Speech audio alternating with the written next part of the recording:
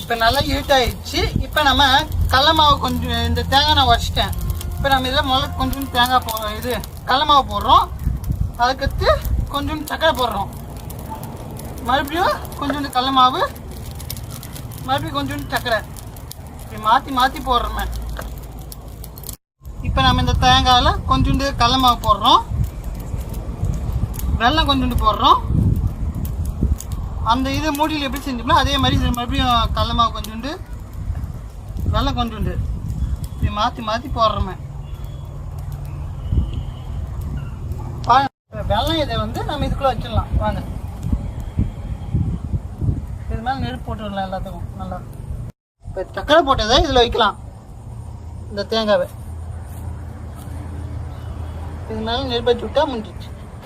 இதோ பாருங்கள், சக்கரை தேங்காவை இப்போ திறந்து பார்க்கலாம் எப்படி இருக்குதுன்னு. பாருங்கள், சக்கரை தேங்காய்